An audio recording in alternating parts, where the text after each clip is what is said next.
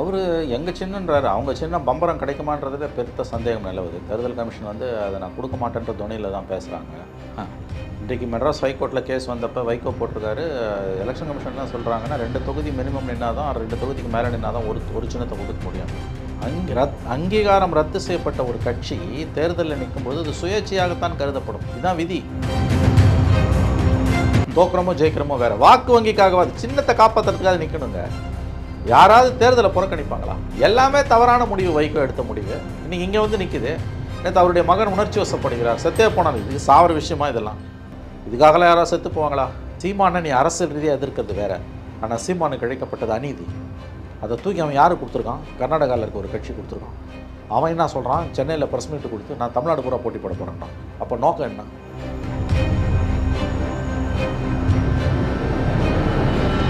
Election commission Modi அரசின் கைக்கூலி என்பது எல்லோருக்கும் நன்றாக தெரியும். அவங்க கூட நிற்கிற குட்டி கட்சிங்களுக்கு அவங்க விரும்புகிற சின்னத்தை கொடுத்துட்றாங்க. இப்போ வாசனுக்கு சைக்கிளை கொடுத்துட்டாங்க தமிழ் மாநில காங்கிரஸ். குக்கர் சின்னத்தை டிடிவி கொடுத்துருக்காங்க. ஆனால் இவங்களுக்கு ஒதுக்க மறுக்கிறாங்க. அறம் நாடு பார்வையாளர்களுக்கு வணக்கம். இன்று நம்மோடு இணைந்திருக்கின்றார் மூத்த பத்திரிகையாளர் ஐயா திரு மணி அவர்கள். மணி சார் வணக்கம். மணி சார், தேர்தல் நெருங்கி இன்னும் 2 நாள்லாம் வேட்புமனு தாக்கலுக்கே இருக்குது. அந்த சூழ்நிலையில் இப்போ சின்னங்களுக்காக கட்சிகள் இன்னும் காத்திருக்கிறத பார்க்குறோம். குறிப்பாக மதிமுக அதோடைய நிலை என்ன? அவர் தொடர்ச்சியாக நாங்கள் நின்னா செத்தாலும் இந்த சின்னம் தான் அப்படின்னு அவர் சொல்கிறாரு.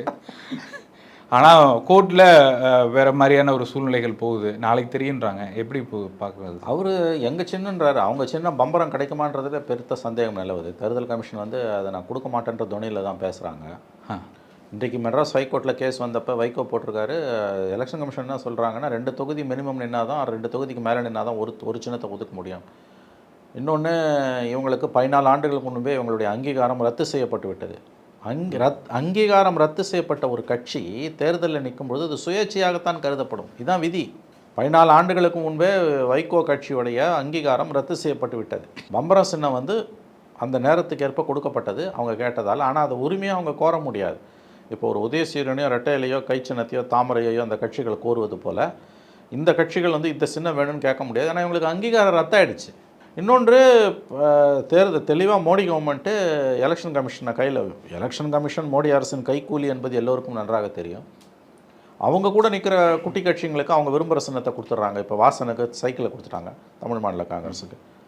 அதே வைகோவுக்கு கொடுக்க மறுக்கிறாங்க. விசிகே கதை என்ன ஆக போகுதுன்னு தெரியல. குக்கர் சின்னத்தை டிடிவி கொடுத்துருக்காங்க. ஆனால் இவங்களுக்கு ஒதுக்க மறுக்கிறாங்க. ஐ திங்க் விசிகே கிடச்சிடும்னு நினைக்கிறேன் நான். பட்டு வைகோவுக்கு கிடைப்பது சந்தேகம்னா அவர் வந்து உதயசூரனில் நிற்கணும். ஆனால் அவர் உதயசூரனில் நிற்க மறுக்கிறார். அப்போ சுயேட்சையாக ஒரு சின்னத்தை கொடுத்தாங்கன்னா பென்சிலு, டார்ச்சு, பம்பரம் கிடைக்காது, பல்பு, அவரைக்காய், வெண்டைக்காய், ரப்பரு, பென்சிலு, இந்த மாதிரி ஏதாவது கொடுப்பான். இதை எடுத்துன்னு போய் பிரச்சாரம் பண்ணி எலெக்ஷன். அதான் நேற்று நேருவும் அன்பில் மகேஷும் ஊழியர் கூட்டத்தில் சொல்கிறாங்க. எப்படிங்க பிரச்சாரம்? ஆக்சுவல் பார்ட்டி ஒர்க்கர்ஸ்க்கு அதுக்கு தெரியுதுங்க. டிஎம்கே பார்ட்டி ஒர்க்கர்ஸ் அவங்க தான் எலெக்ஷனில் ஒர்க் பண்ணி ஜெயிக்க வைக்க போகிறவங்க கூட்டணி கட்சிகளை. அவங்க தெளிவாக சொல்கிறாங்க இதை வந்து போய் எப்படி பாப்புலரைஸ் பண்ணி நாம் ஜெயிக்க வைக்க முடியும்னு. அது உடனே உணர்ச்சி வசப்பட்டுட்டார் துரை வைகோ. அவர் இந்த சீரியஸ்னஸ்ஸே புரிஞ்சுக்கல. இன்னொன்று, எனக்கு தெரிஞ்சு இவங்க வைகோவும் ஸ்டாலினும் இந்த பேசி முடிவு பண்ணியிருக்கணும். இதை ஊழியர் கூட்டத்தில் வச்சு பேசுகிறத அவர் வந்து அவமானமாக நினைக்கிறார் துரை வைகோ. அப்படி நினைக்க வேண்டிய அவசியம் இல்லை. இவங்களும் அதை வந்து இன்னும் வேறு மாதிரி சொல்லியிருந்துருக்கலாம். திமுகவும் என்னை பொறுத்த வரைக்கும் இதை ஸ்டாலின் லெவலில் வைகோவும் ஸ்டாலினும் பேசி முடிவு பண்ணியிருக்கணும். நீங்கள் சூரியனுக்கு நில்லுங்கன்னு. ஏன்னா உங்களுக்கு சின்னத்தில் இந்த பிரச்சனை இருக்குது. ஒருவேளை பம்பரம் உங்களுக்கு இல்லைன்னா நீங்கள் சூரியனில் நில்லுங்கன்னு வைகோவை ஸ்டாலின் கன்வின்ஸ் பண்ணியிருந்தால் கீழே டவுன் த லைன் தொண்டர்களுக்கு அந்த தகவல் போயிருந்தால் நேற்று சிக்கல் வந்திருக்காது. விட்டுட்டாங்க. இப்போ நாளைக்கு சின்னம் கிடைக்கிறது கஷ்டங்க. இன்றைக்கி எலெக்ஷன் கமிஷனோட ஆர்குமெண்ட்ஸை பார்க்கும்போது ஹைகோர்ட்டில் பம்பரம் சின்னம் வைகோ கிடைப்பதற்கு வாய்ப்புகள் குறைவு. அப்படி தான் நான் பார்க்குறேன். ஐ மே பி ராங். அப்படி கிடைக்கலன்னா என்ன பண்ணுவார்? சுயேட்சை சின்னத்தில் போட்டெல்லாம் ரிஸ்க்குங்க. அது வாய்ப்பு இந்த கூட்டணிக்கு தான் இருக்குது. பட் சுயேட்சை சின்னம்லாம் போட்டிங்கன்னா ஏடிஎம்கே அங்கே ஸ்ட்ராங்காக இருக்கக்கூடிய திருச்சியில் வந்து ஏடிஎம்கேக்குன்னு ஒரு சாலிடான ஓட் பேங்க் இருக்குது. தொடர்ச்சியாக அவங்க வந்து 3 தேர்தல் இப்படி வந்து நிற்காம அந்த சின்னத்தை விட்டுட்டாங்கன்னா அவங்க கட்சிக்கே பிரச்சனை வந்துடும். அதை தானங்க 2011 வர தேர்தலை புறக்கணிச்சதோட விளைவு தானங்க இது. எந்த ஒரு அரசியல்வாதியாவது ஒரு தேர்தலை புறக்கணிப்பானா? 2011 ஜெயலலிதா கடைசி நேரத்தில் கழுத்தெடுத்தாங்கன்னு தேர்தலே புறக்கணித்தார். என்றைக்காவது திமுகவோ காங்கிரஸோ கம்யூனிஸ்டுகளோ தேர்தலை புறக்கணிச்சிருக்காங்களா? தோக்குறமோ ஜெயிக்கிறமோ வேறு. வாக்கு வங்கிக்காகவாது சின்னத்தை காப்பாற்றுறதுக்காக நிற்கணுங்க. யாராவது தேர்தலை புறக்கணிப்பாங்களா? எல்லாமே தவறான முடிவு வைகோ எடுத்த முடிவு. இன்றைக்கி இங்கே வந்து நிற்குது. நேற்று அவருடைய மகன் உணர்ச்சி வசப்படுகிறார், செத்தே போனாங்க. இதுக்கு சாவர விஷயமா இதெல்லாம்? இதுக்காகலாம் யாராவது செத்து போவாங்களா? எப்படியும் உங்களுக்கு அங்கீகாரம் கிடையாது. உங்கள் கட்சிக்கு ஒரு சீட்டு நிற்கிறீங்க. எதுக்கு இது? அவங்க அப்பா மாதிரியே உணர்ச்சி பிழம்பாக பேசுகிறாரு அவர்.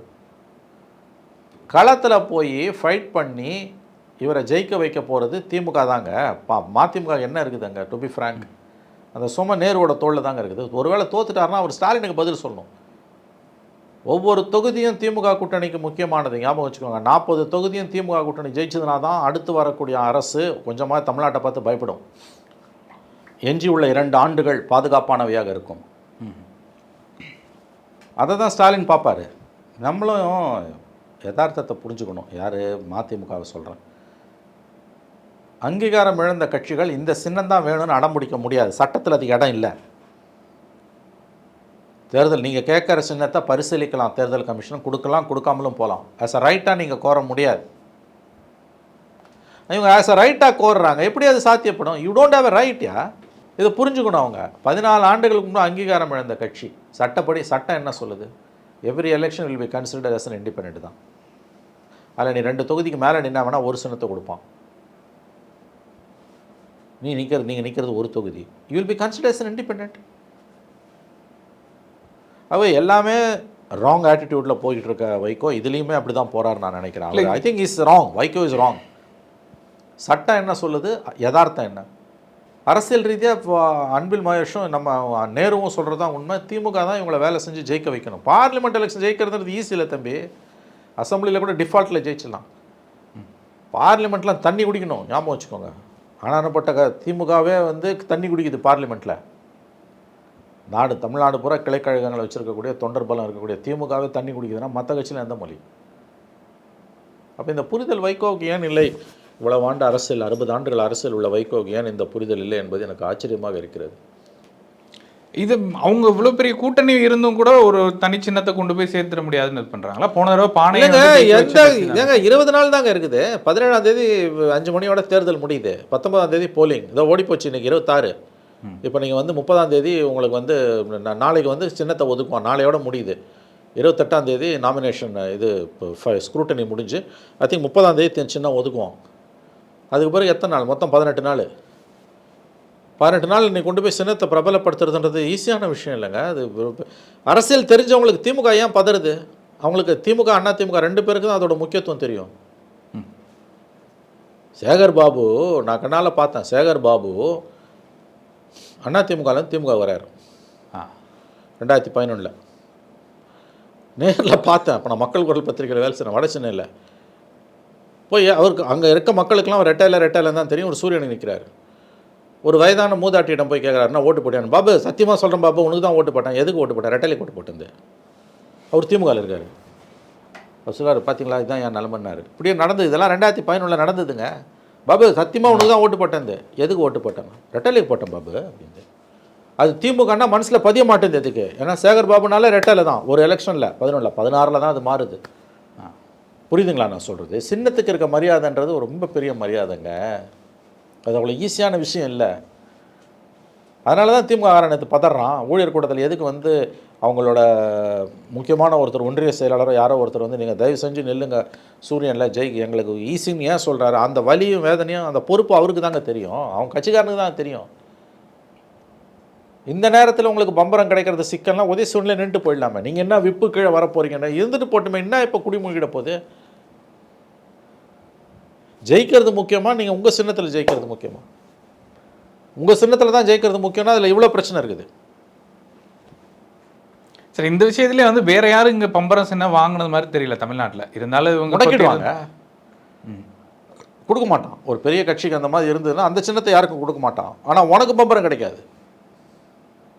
சரி, இதில் திருமாவளவனுக்கும் கூட இன்னும் கூட அவங்க வந்து ஒரு ஆணையாக இவங்க இதில் தான் போட்டியிட போகிறாங்கன்னு கொடுக்கல. மற்ற கட்சிகளுக்கு நீங்களே சொன்னீங்க, இப்போ டிடிவி கொடுத்தாங்க, இவருக்கு கொடுத்தாங்க. அவங்க தேர்தல் பிரச்சாரத்தை ஆரம்பிச்சிட்டாங்க. இவங்களால வந்து போய் பானையில் நான் போட்டியிடறேன்னு சொல்கிறாங்க. கான்ஃபிடென்ட்டான ஒரு கையில் இல்லை. அவங்க நல்லா விளையாடுறாங்க. மோடி கவர்மெண்ட் விளையாடுறான். தேர்தல் கமிஷனை தான் கைக்கூலியாக வச்சுக்கிட்டு விளையாடுறாங்க அவங்க. இதுதான் நிலைமைன்னா நீங்கள் அதுக்கேற்ற மாதிரி தான் நடந்துக்கணும். புலம்பிகிட்டு இருக்க முடியாது. மோடி கவர்மெண்ட் தப்பு பண்ணது, எலெக்ஷன் கமிஷன் கைக்கூலியாக மாறிட்டான்றதெல்லாம் நீ பிரச்சாரத்தில் சொல்லு. ஆனால் நடைமுறையில் நீ புத்தாலியாக இருக்கணும்ல. எனக்கு அதான் வேணும் அப்படின்னு நடமுடிக்க முடியாது. நான் சொல்கிறது புரியுதா இல்லையா உங்களுக்கு? காரியம் பெருசா வீரியம் பெருசாங்க. அவங்களுக்காவது 2 சின்னத்தை கொடுத்து சுயேட்சை ஏதோ பண்ணிட்டு போகிறாங்க. இவருக்கு என்ன இருக்குது? இவருக்கு யதார்த்தத்தை பேசுவாங்க தயவு செஞ்சு. அவன் தான் சொல்கிறான்ல, ஜெயிக்க வச்சு உங்கள் பிள்ளைய எம்பி ஆக்குறான்றான். உதயசூரியன் என்ன நீ கண் மூடி ஜெயிச்சிடலாம். சின்ன பிரச்சனை ஆகிடுங்க. சீரியஸான இஷ்யூங்க அது. சரி, அதுக்கடுத்து பார்த்தோம்னா கட்சியே ஒன்றும் அங்கீகாரம் மட்டும் இல்லை, அவங்களுக்கான எந்த பலனுமே இல்லாத மாதிரி கட்சியே திருப்பி திமுகவிலே போனது மாதிரியான ஒரு நிலைக்கு போயிடுவாங்க. அப்படிதானங்க ஆகிப்போச்சு. ஏங்க இந்த சார் 21 சட்டமன்ற தேர்தலில் மதிமுக 6 சீட்டு கொடுத்து 4 சீட்டு ஜெயிச்சாங்க. 6 தொகுதியும் அவங்க உதயசூரியன் சின்னத்தில் நின்று 4 ஜெயிச்சாங்க. அப்புறம் இப்போ மட்டும் என்ன தனிச்சின்னோம் சார்? இந்த இப்போ விப் இஷ்யூ பண்ணால், டிஎம்கே விப் இஷ்யூ பண்ணால் 4 எம்டிஎம்கேமே ஓட்டு போட்டாகணும், இல்லைன்னா அவன் பதவி போடும். All 4 MDMK MLAs are covered by the DMK's whip because they have won with the rising sun symbol. அப்புறம் இப்போ மட்டும் எதுக்கு உங்களுக்கு வந்து திடீர்னு சுயமரியாதை வருது? எங்க இது வாழ்வா சாவா எலெக்ஷனுங்க இந்தியாவுக்கு? அவங்க தான் முடிவு பண்ணணும். ஐ திங்க் சிஎம் ரொம்ப டிஸ்டர்ப் ஆகிருக்காருன்றாங்க. சார், அடுத்து இதில் வந்து நாம் தமிழருக்கு இன்னும் கிடைக்காம இருக்கிறது இல்லை பாவங்க. அவனுக்கும் நாம் தமிழருக்கு அந்த சின்னத்தை முடக்கி கர்நாடகாவில் இருக்கவனு கொடுக்கும்போது இங்கே வந்து அதை கூத்தாடி கொண்டாடினானுங்க. யாருங்க? திமுக கைக்கூலிங்களும் திமுகவோட பினாமிங்களும். சோஷியல் மீடியாலலாம் என்னெல்லாம் எழுதுனானுங்க, எவ்வளோ யூடியூப்பில் பேட்டி கொடுத்தானுங்கன்னு தெரியும் உங்களுக்கு. முட்டாள்கள். நாளைக்கு இவனுங்களுக்கு வரப்போகுது, திமுக கூட்டணிக்கு இது வரப்போகுதுன்றது அவங்களுக்கு தெரியல. சீமானை நீ அரசியல் ரீதியாக எதிர்க்கிறது வேறு, ஆனால் சீமானுக்கு இழைக்கப்பட்டது அநீதி. அதை தூக்கி அவன் யார் கொடுத்துருக்கான்? கர்நாடகாவில் இருக்க ஒரு கட்சி கொடுத்துருக்கான். அவன் என்ன சொல்கிறான்? சென்னையில் ப்ரெஸ் மீட்டு கொடுத்து நான் தமிழ்நாடு பூரா போட்டி போட போகிறேன்றான். அப்போ நோக்கம் என்ன? இதை பார்த்து கைக்கூலி கொட்டி சிரிச்சாங்க, சீமானுக்கு இப்படி ஆகிடுச்சான்னு. இன்றைக்கி வருதில்ல, வைகோக்கு வருதில்ல, நாளைக்கு விசிகேக்கு வருதில்ல, 3 தொகுதி சிக்கலாகுதில்ல, இந்தியா அலையன்ஸில் 3 தொகுதி தமிழ்நாட்டுக்கு சிக்கலாகுதில்ல, ஒரு நெருக்கடி வருதில்ல, தோற்றுருவான்னு சொல்லலை, நெருக்கடி வருதில்ல. சீமானுக்கு வரும்போதே உங்களுக்கு புத்தி வந்திருக்கணும்ல. சீமானை தான் அழகாக சொன்னார், எனக்கு வந்து இது நாளைக்கு உங்களுக்கெல்லாம் வரும்னார், வந்துடுச்சு. ஸோ மோடி கவர்மெண்ட் ப்ராசஸை விஷியேட் பண்ணிகிட்ருக்காங்க. எலெக்ஷன் நடக்குமான்னு தெரியல. லெவல் பிளேயிங் ஃபீல்டு இல்லை. பிரதான கட்சியோட பேங்க் அக்கௌண்ட்டை முடக்கிறான், சிட்டிங் சீஃப் மினிஸ்டர் தூக்கி உள்ளே போடுறான். குட்டி கட்சிங்களுக்கு சிம்பிள் ஒதுக்கிறதுல வந்து எதாச்சாதிகாரமாக தான் கூட்டணியிலேருந்து அவங்க கேட்ட சிம்பிளையும் மக்கள்கிட்ட பிரபலமான சிம்பிளையும் ஒதுக்குறான். மற்றவனு கொடுக்க மாட்டேன்றான். எலெக்ஷன் கமிஷன் நினச்சா பம்பரத்தை ஈஸியாக மதிமுக ஒதுக்கிடலாம், பானையை ஈஸியாக விசிக்காக ஒதுக்கிடலாம். டிடிவிக்கும் வைகோக்கும் பார்த்தீங்கன்னா டிடிவியை விட வைகோ பெரிய தலைவர், அமமுகவோட மதிமுக பெரிய கட்சி தான். ஓட் பேங்க் மட்டும் இல்லை, இவ்வளோ நாளாக கடந்து வந்திருக்காங்க பாதையில். நீ அங்கே தூக்கி குக்கரை கொடுக்குற, இங்கே பம்பரத்தை கொடுக்க மாட்டேன்ற. வாசன் பெரிய தலைவரா? வாசனுக்கு தூக்கி சைக்கிளை கொடுக்குற, அவங்களோட ஒரிஜினல் சின்ன சைக்கிளை கொடுக்குற, இங்கே விசிகா கொடுக்க மாட்டேன்ற.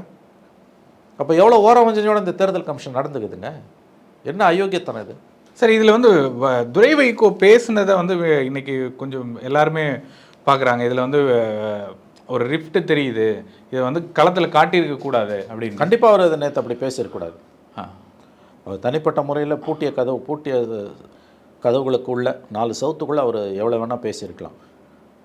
நேற்று அந்த மேடையில் அப்படி அவர் பேசியிருக்கக்கூடாது.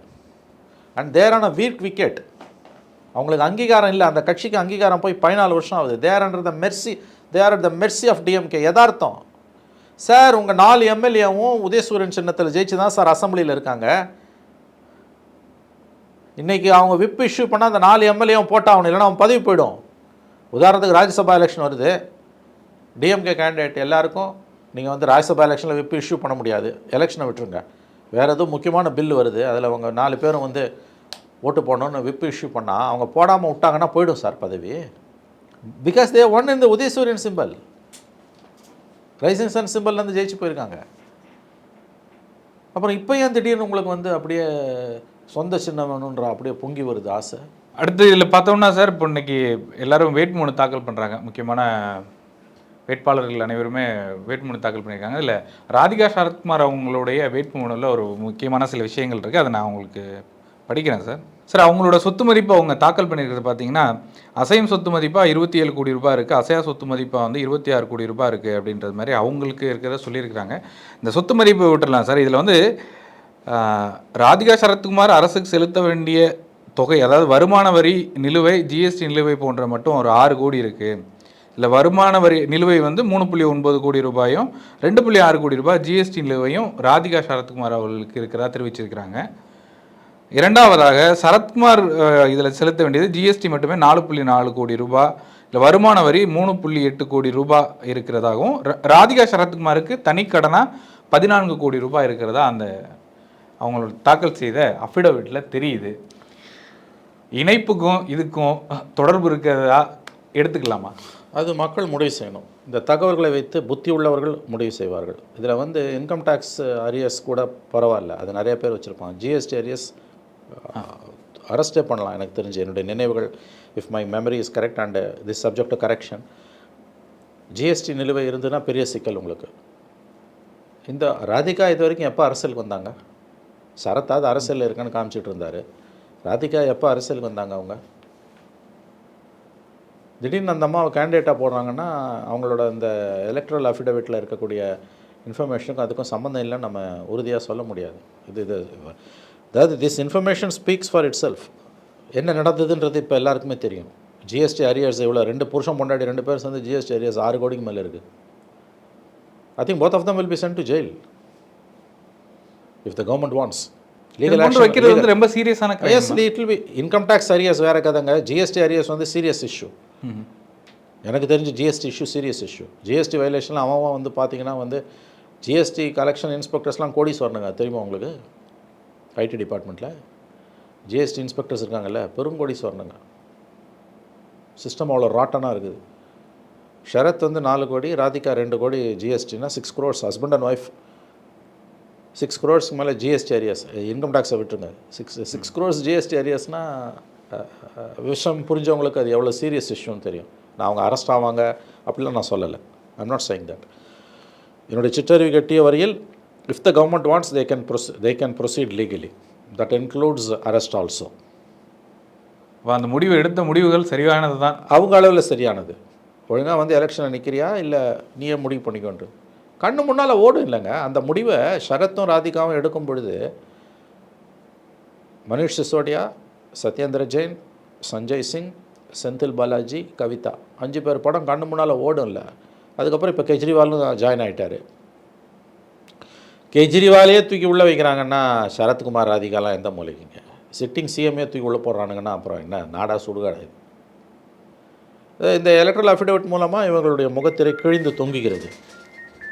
இது வரைக்கும் அரசியலில் ராதிகாவோட ஸ்டாண்டு என்ன? இது வரைக்கும் அவங்க எங்கே இருந்திருக்காங்க? அவங்க எங்கேயாவது பொலிட்டிக்கல் இஷ்யூஸ்க்காக ஃபைட் பண்ணியிருக்காங்களா? She's an actress. அவங்க வந்து பெருசாக சர்ச்சைகளில் கூட அவங்க மாட்டினது கிடையாது. சுஹாசினி மாதிரி எல்லாம் அவங்க வந்து சர்ச்சைகளில் கூட மாட்டினது இல்லை. இவங்க குஷ்பு பாலிடிக்ஸ்க்கு வரத்துக்கு முன்னாலேயும் வந்த பிறகும் சர்ச்சைகளில் மாட்டுற மாதிரிலாம் ராதிகா வந்து இந்த மாதிரி சர்ச்சைகளில் மாட்டின ஒரு லேடி கிடையாது. ஷீஸ் அ அன் ஆக்ட்ரஸ், அவ்வளோதான். Serial producer and a successful actress. 1980s வந்து இன்னமும் சக்ஸஸ்ஃபுல்லாக இருக்க ஒரே ஆர்டிஸ்ட் அவங்க தான். இப்போ தான் 2 இயர்ஸாக படம் எதுவும் இல்லை அவங்களுக்கு. அவங்க எந்த சர்ச்சையிலையும் அவங்க மாட்டினதில்லை. She don't have any political ambitions. சடனாக பேராஷூட் பண்ணி வானத்துலேருந்து குதிச்சு, அதுவும் டைரெக்டாக எம்பி எலெக்ஷன் நிற்க, வாட் நான்சென்ஸ்யா?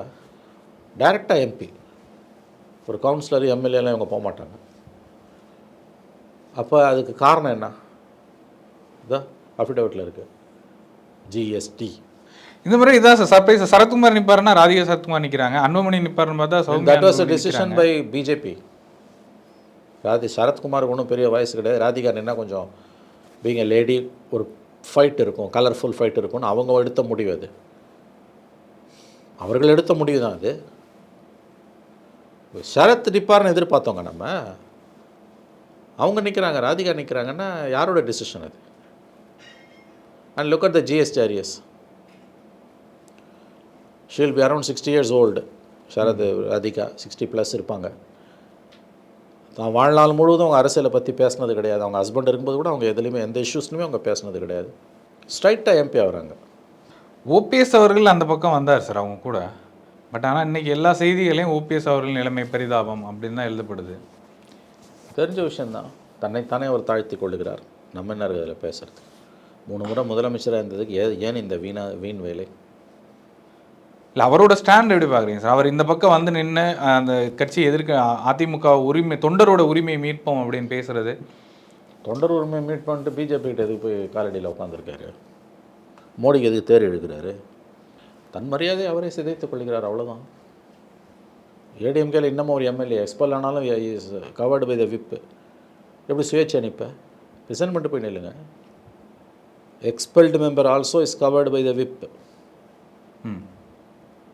ஏடிஎம்கேல மெம்பராக இருந்துட்டு சுயேட்சை எப்படி நிற்ப? தேர்வு செய்யப்பட்ட பின்னால் வந்து ஏதாவது அவங்க மாற்றி ஓட்டு போட்டால் தானே, அது வரைக்கும் இருக்கலாம் தானே, எம்எல்ஏ இருக்க முடியாது. எம்எல்ஏவாக இருக்கலாம் சார். நான் ஒரு எம்எல்ஏவாக இருக்கிறதால தான் நான் சொல்கிறேன். நான் சிட்டிங் எம்எல்ஏ, அவர் எக்ஸ்பெல்டு எம்எல்ஏ எப்படி சுயேட்சை அனுப்பார்? மாரலி கேட்குறேன். அவர் எக்ஸ்பெல்டு மெம்பராக இருந்தாலும் விப் இஷ்யூ பண்ணால் ஹஸ் டு அபைடு சார். அப்போ விப்பு கட்டுப்படுத்தக்கூடிய ஒருத்தர் அந்த கட்சிக்கு எதிராக எப்படி நிற்க முடியும்? மாரல் கொஸ்டின் இது. யாருமே பேச மாட்டேன்றாங்க அதை. அவர் கட்சியே என்னது தான் அதுக்காக போராடுறேன். கோர்ட் ஒத்துக்கல. கட்சி பேர் கொடியெல்லாம் நீ பயன்படுத்தக்கூடாதுன்றான்ல. அவர் ஏதோ கொஞ்சம் ஓட்டு வாங்கி சீனை போடலான்னு பார்க்குறாரு. மேலும் அவமானப்பட்டு நிற்பார். ஜாதி ஓட்டெலாம் ஒன்றும் அவ்வளோ சீக்கிரம் வந்துடாது. ஜாதி ஓட்டில் தான் ஒருத்தர் நிற்க முடியும்னா ராமதாஸ் என்றைக்கோ சிஎம் ஆயிருக்கணும் தமிழ்நாட்டில். வாங்கினது வெறும் 4% கீழே ஓட்டு. களம் எப்படி இருக்குன்னு பார்க்குறீங்க சார்? இப்போ நீங்கள் வந்துட்டு போன பிறகு வந்து பிஜேபியோட கேண்டிடேட்ஸ் வந்துருக்கு. கேண்டிடேட்ஸில் பெரும்பாலும் ஏற்கனவே ஒரு நன்கு அறிமுகமான நபர்களாக அவங்க நிறுத்தி இருக்கிறது. இதுவாவது அவங்களுக்கு கை கொடுக்குமா? கொடுக்காது.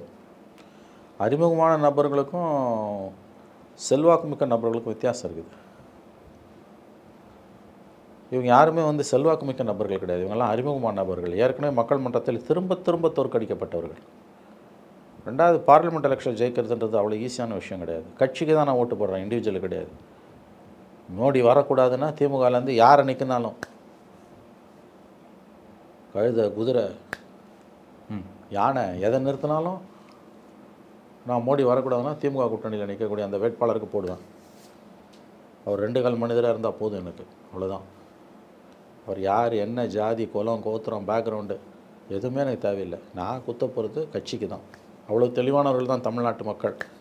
அதனால தான் பார்லிமெண்ட் எலெக்ஷனில் காங்கிரஸ் திமுக அலையன்ஸில் எம்ஜிஆரே தோற்று போனார். வெறும் 2 சீட்டு வாங்கினார். 37 சீட்டு திமுக காங்கிரஸ் கூட்டணி அடிச்சது. பாண்டிச்சேரியோடு சேர்த்து 40 சீட் அடிச்சது. அந்த எம்ஜிஆர் கவர்மெண்ட்டை கலைச்சிட்டு மறுபடியும் 6 மாதத்தில் தனியாகவே ஜெய் 130 சீட் வாங்கி ஜெயித்தார். அவருக்கு வந்த கூட்டம்லாம் நீங்கள்லாம் பார்த்துருக்க மாட்டீங்க வாழ்க்கையில். அப்பேற்பட்ட கூட்டம், மக்கள் வெள்ளத்தில் நீந்துவார். உண்மையான மக்கள் திலகம் அவர் தான். அவர் தோத்தார் பார்லிமெண்ட்டில். அந்த மனிதன் தோத்தான். அதனால் பார்லிமெண்ட்டில் ஜெயிக்கிறதுன்றதெல்லாம் சும்மா விளையாட்டு பேச்சுங்க. அதெல்லாம் விஷயம் தெரியாதவனுங்க, முட்டாள்கள், அரசியல்லாம் என்னன்னு தெரியாத தற்குறிகள் பேசிகிட்டு இருக்காங்க. நான் இவ்வளோ ஜெயிப்பேன், நீ இவ்வளோ ஜெயிப்பேன். திமுக அண்ணா திமுக கூட்டணியில் நிற்கலைன்னா சைபர் தான் இவனுங்கெல்லாம். ஜெயிக்கலாம் முடியாது. நான் விளையாட்டா 20 லட்சம் ஓட்டு இருக்குது கோயம்புத்தூரில். 60% போல் ஆகும். 12 லட்சம் ஓட்டு.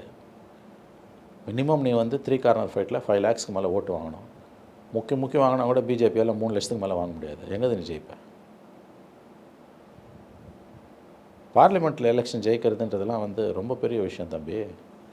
அடிப்படை அரசியல் அறிவு இருக்கவனுக்கு நான் சொல்கிறது புரியும். இவ்வளோ பகிரத முயற்சி எடுக்கிறாங்க இல்லையா? அது அவங்க அப்படி தான் பண்ணுவாங்க. ஏன்னா ஏடிஎம்கேவோட நல்லா இருந்த அலைன்ஸை கெடுத்து நாசமாக்கிட்டாங்க. அந்த பழைய அலைன்ஸ் இருந்ததுன்னா நீங்கள் டஃப் ஃபைட்டாக இருக்கும்.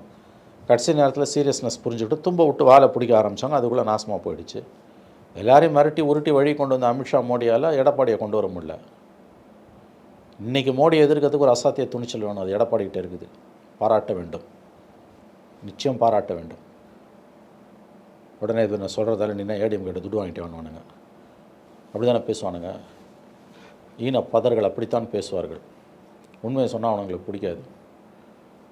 எதிர்கட்சி அவனுங்க இருக்கும்போது 10 வருஷம் அவங்களை ஆதரித்து பேசும்போது இனிக்கும். ஆளுங்கட்சி ஆனும்போது எதிர்க்கும்போது அவங்ககிட்ட துட்டு வாங்கிட்டேன் இவங்ககிட்ட துட்டு வாங்கிட்டேன்னு கழிப்பு விடுவானுங்க. உண்மையை பேசுவோம். இன்றைக்கி இந்தியா பூரா மோடி பண்ணி கொண்டு இருக்கிற அட்டுழியம், ஆட்சாட்டியம், அராஜகம் எவ்வளோன்றது நமக்கு தெரியும். சிட்டிங் சிஎம் 2 சிஎம் தூக்கிக்குள்ளே போடுறாரு. அப்போ அந்த சென்ட்ரல் கவர்மெண்ட்டை எதிர்க்கிறதுக்கு எவ்வளோ தைரியம் வேணும்? இருக்குல்ல, தோக்குறாங்களோ ஜெயிக்கிறாங்களோ. பட் அவங்கக்கிட்டையும் கூட வேட்பாளர்கள் ஒன்றும் ஒரு வெயிட்டேஜாக இறக்காது. இல்லை, ஃபெயிலியர் தான் அது. சைபர் ஏடிஎம்கே 40 சைபர் எழுதி வச்சுக்கோங்க. அவங்க 26 எய்ம் பண்ணுறாங்க.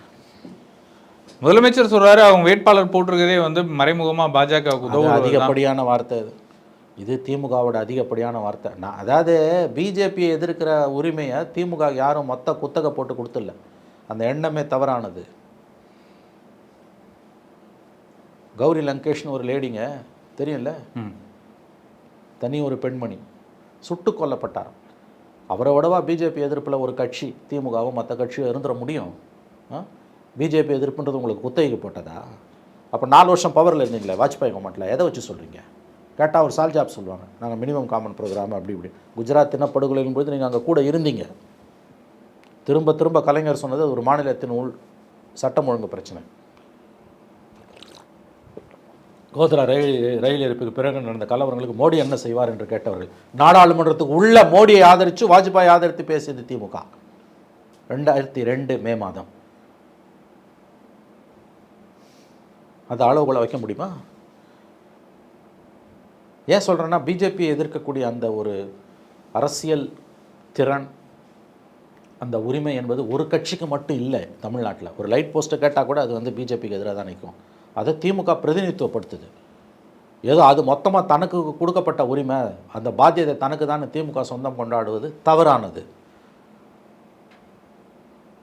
இன்றைக்கி பொலிட்டிக்கலாக அவங்க எதிர்த்து நிற்கிறாங்களா இல்லையா, அதை சொல்லுங்கள். அஃபிஷியலாக அவங்க ஸ்டாண்டை தாங்க பேச முடியும். பின்னால் அவன் கூட அவன் உறவு வைப்பான்னு யாருக்குங்க தெரியும்? ஏன் 98 பார்லிமெண்ட் எலெக்ஷனில் தமிழ் மாநில காங்கிரஸ் திமுக கூட்டணி 9 சீட்டு ஜெயிச்சு 6 சீட்டு திமுக ஜெயிச்சு 14 மாதத்தில் வாஜ்பாய் கவர்மெண்ட்டை ஜெயலலிதா கவுக்கும்போது போய் வாஜ்பாய்க்கு ஆதரவு கொடுக்கல திமுக, அப்படி ஒரு ஓட்டில் கவுந்தது இல்லை. 99 மார்ச் 1 இதே மாதிரி சாயங்காலம் 5 மணிக்கு லயோலா கல்லூரியில் 1 கோடி கையெழுத்து மதவாதத்துக்கு எதிராக அன்றைய முதலமைச்சர் கலைஞர் ஃபஸ்ட்டு கையெழுத்து போட்டார். 47 நாள் பொறுத்து ஏப்ரல் 17, 99 வாஜ்பாய் அரசுக்கு ஆதரவாக ஓட்டு போட்டார். குஜராத் இனப்படுகொலைகளின் பொழுது நாடாளுமன்றத்துக்கு உள்ள வாஜ்பாய் அரசுக்கு எதிராக கொண்டு வரப்பட்ட கண்டன தீர்மானத்தை எதிர்த்து வாஜ்பாய்க்கு முட்டு கொடுத்து நியாயப்படுத்தி மோடியை ஆதரித்து பேசியது திமுக. இல்லைன்னு சொல்லுங்கள். ஆனால் இன்றைக்கி அதை வச்சு எடை போடலை. ஆனால் இன்றைக்கி நீ பிஜேபி எதிர்க்கிற, பாராட்டுகிறோம், வாக்களிக்கிறோம். ஆனால் பிரதான எதிர்கட்சியும் அவன் பிஜேபியை விட்டு விலகி நிற்கிறான். அவன் ப்ராக்சின்னு பேசுறதுன்றது தவறான அரசியல். அதை தான் நான் சொல்கிறேன். அப்படி பார்த்தனா இந்தியா முழுவதும் தனி மனிதர்கள். கௌரி லங்கேஷ் எப்பேற்பட்ட ஒரு பெண்மணி, தன் உயிரே கொடுத்தாங்களே அவங்க. அந்த மாதிரி கோடான கோடி இந்தியர்கள் இன்றைக்கி பிஜேபிக்கு எதிராக நிற்கிறாங்க. ஒரு கட்சிக்கு, அது எந்த கட்சியும் அவனாக இருக்கட்டும், ஒரு கட்சிக்கு சொந்தமானதோ அல்லது ஒரு கட்சி மட்டுமே பிஜேபி எதிர்ப்பை குத்தகை எடுத்துக்கொண்டு பேசுவதோ மிக மிக மிக தவறான அரசியல், ஏற்றுக்கொள்ள முடியாதது. அது ஆணவமான அரசியல். அது சார், அரசியல் களத்தில் ஒன்றும் ஒரு பெரிய இதுதான் இந்த வருஷம் இந்த தேர்தலினுடைய ஒரு முக்கியமான மையக்கருவாக பேச போகிறோம் அப்படின்ற மாதிரி எந்த ஒரு விஷயமே வரும். ஏங்க நீங்கள் அவசரப்படுறீங்க? நாமினேஷனே முடியலங்க. இன்னும் 31ஆம் தேதியிலேருந்து தான் கேம்பெயினே ஆரம்பிக்க போகுது. 17ஆம் தேதி சாயங்காலம் 5 மணி, 18 நாள் அப்போ தான் இருக்குது. இப்போ ஒன்றுமே இல்லைங்க. ஏன் அவசரப்படுறீங்க? இல்லை, என்ன எடுத்து வைப்பாங்கன்னே தெரியல. கண்டிப்பாக வரும் குற்றச்சாட்டுகள் மட்டும்தான் இருக்கு. அவங்க பிஜேபியை எதிர்க்கக்கூடிய கட்சிகள் 10 ஆண்டு மோடி அரசாங்கத்தின் அவலங்களை, அலங்கோலங்களை, அராஜகங்களை சொல்லுவார்கள். பிஜேபி அவன் எதை சொல்ல போகிறான்னு தெரியல. இது வரைக்கும் சாதனை ஒன்றும் சொல்ல முடியல. புல்வாமா மாதிரி எதையா கழிப்பு விட்டுருவான், இல்லை வேறு எதாவது நடந்ததுன்னா ஒன்றும் பண்ண முடியாது யாரும். சார், இதில் இறுதியாக சார், பாமக அதிமுக பிரிஞ்சதுக்கப்புறம் அவங்க ஒரு மோதல் கொண்டு வராங்க. அதுலேயும் குறிப்பாக வந்து எங்களால் யார் பயனடைஞ்சதுன்ற மாதிரி பாமக சொல்லுது. கடந்த 10 ஆண்டுகளில், அதுவும் குறிப்பாக 96 தேர்தலெல்லாம் இழுத்து எல்லாத்துலேயுமே நாங்கள் அதிமுகவுக்கு எங்களால் தான் பலம் அப்படின்றாங்க. 10.5% இடஒதுக்கீட்டை கூட அவர் முழு மனசோடு அவங்க செயல்படுத்தாம விட்டது தான் இந்த பின்னடைவுக்கு காரணம்னு அரசியலை பார்க்குற நீங்கள் இந்த விவகாரம் கூட்டணி வச்சது முறிவில் எப்படி இருக்குங்க? பாமகவை நீங்கள் கணக்கிலே எடுக்க முடியாதுங்க. நம்ம சொன்ன மாதிரி அவங்க டாக்டர் என்ன பண்ணுவார், ரைட்டில் கையை போட்டு லெஃப்ட்டில் இண்டிகேட்டரை போட்டு வண்டியை நேராக விடுவார். நான் திரும்ப சொன்ன அவர் பிஜேபியோடு தான் போவார். அவரால் வேறு வழியே இல்லைங்க. அவருக்கு 2 எஃப்ஐஆர், சிபிஐ எஃப்ஐஆர் இருக்குது அன்புமணி மேலே. இப்போ லிஸ்ட்டு 5 பேர் 6 பேர் ஆகிப்போச்சுல்ல. கெஜ்ரிவாலோடு சேர்த்து நான் எடுத்த முடிவு நல்ல முடிவுன்னு டாக்டர் நிம்மதி பெருமூச்சு விடுவார். இதுதான் உண்மை. அவங்க 1000 கதை பேசலாம். இந்த முடிவை ஏன் எடுத்தாங்கன்றது எல்லாருக்கும் தெரியும். இதில் அதிமுக என்னால் தான் நின்றுதுன்றலாம் கதை. இதெல்லாம் 2016 எப்படி ஜெயித்தாங்க ஜெயலலிதா? மாற்றம் முன்னேற்றம் அன்புமணி என்ன ஆச்சு? ஒரு சீட்டு ஜெயிக்க முடிஞ்சுதா? ஒரே ஒரு சீட்டு. எதுக்கு இந்த பேச்சு? யாரை ஏமாற்றுறதுக்கு இந்த பேச்சு? பழசுங்க அது. அதை பேச வேண்டாம். நம்ம முடிஞ்சு போன கதை அது. அவங்க வேறு அணிக்கு போயிட்டாங்க. பிஜேபி அணிக்கு வழக்கம் போல் போய் விட்டார்கள். பாருங்களேன், தேர்தல் முடிஞ்சோன்னே வீராவசமாக பேசுவாங்க. கடலுள்ளளவும் காருள்ளளவும் வானுள்ளளவும் மீனுள்ளளவும் தேசிய கட்சி திராவிட கட்சி மாநில கட்சி அந்த கட்சி இந்த கட்சி யாரோடையும் சேர மாட்டேன்னுவாங்க. கரெக்டாக அடுத்த பார்லிமெண்ட் எலெக்ஷனில் முதல் நாள் ராத்திரி ஃபோன் வரும், கதை முடிஞ்சிடும். இந்த நாடகத்தை எத்தனை நாளாங்க பார்ப்பீங்க? இந்த நாடகத்தை தானே 25 வருஷமாக பார்த்துருக்கோம். இது 7வது பொதுத் தேர்தலுங்க. 7 பொதுத் தேர்தல் 5 பொதுத் தேர்தலில் பிஜேபி வந்திருக்காங்க. அவர்களை பற்றி பேசுவதற்கு எதுவும் இல்லை ராஜா. மக்கள் முடிவு செய்யட்டும். இல்லை சார், அவங்களுக்கும் ஒரு குமாரசாமி மாதிரியோ அல்லது சிவசேனா மாதிரியோ என்றைக்காவது ஒரு ஆட்சியில் குறைஞ்ச சீட்டை வச்சாவது உட்காந்துடலான்னு ஆசை இருக்குது. சத்தியமாக அது நடக்காது. எழுதி வைத்துக் கொள்ளுங்கள். அவங்களோட மேக்ஸிமம் ஓட் பேங்க் 4%. அது கீழே போகும், எவ்வளோ மேலே போகாது. அடிப்படையில் அது ஒரு சாதி கட்சி. ஆனால் சாதிக்காரன் யாரும் அதுக்கு ஓட்டு போடுறதில்லை. இதுதான் உண்மை. அடிப்படையில் அது ஒரு சாதி கட்சி. ஆனால் சாதிக்காரர்கள் எல்லோரும் அவர்களுக்கு வாக்களிப்பதில்லை. என்ன அரசியலுங்க இது?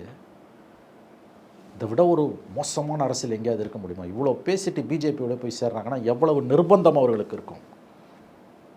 மக்கள் முடிவு செய்வார்கள். 10 தொகுதிகளிலும் பாமக தோல்வி அடையும். எழுதி வைத்துக் கொள்ளுங்கள்.